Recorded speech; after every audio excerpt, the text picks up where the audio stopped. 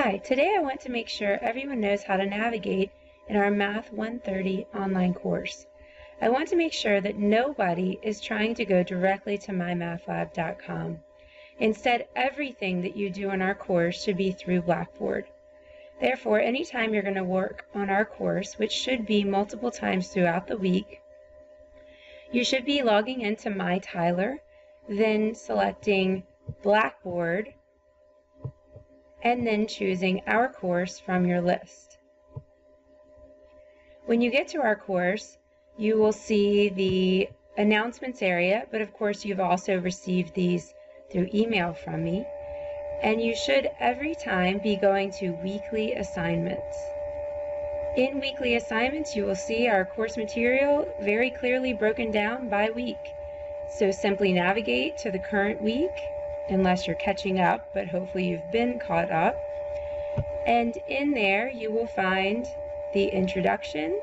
The introduction is important because it tells you what you're going to be learning, reminds you about due dates and expectations, and sometimes gives tips on particular problems to really focus on that you may see again on a future test or final. As you work down the list, you will see the links to the textbook and videos that you should use to actually learn the material before you try the homework, just as you would in an on-campus class. And so yes, that does send you to my math lab for that particular assignment, but you also saw the introduction and other important things along the way.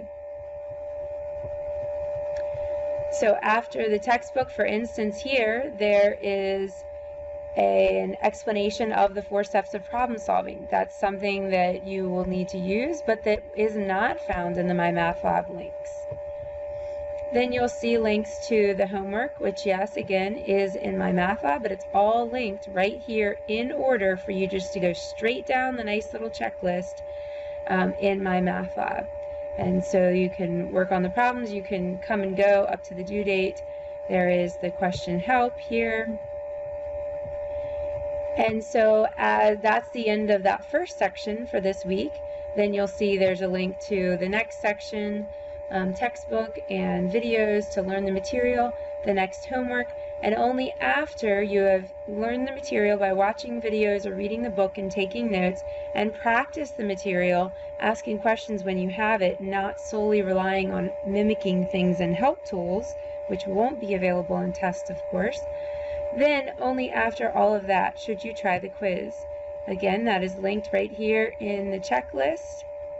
This is a reminder because it was our first quiz, and then you'll see the link to actually take the quiz.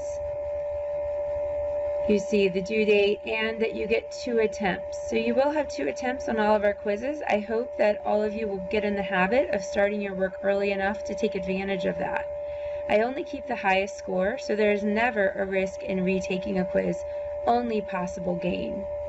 I would love to see all of you striving for A's and B's rather than settling for a C, especially when you still have time in the week to improve your grade. Not only will that help you keep your quiz average high, which should help you boost your overall average, but it will more importantly keep your understanding level high and hopefully help you on the even higher stakes test and final exam. So I just wanted to give you a little tour and remind you that you should always be going to My Tyler, Blackboard, and then within our course, weekly assignments and the particular week that we are working on in order to complete the course activities. If you ever have any questions about navigating the course or of course course content, just let me know and I'll be glad to help.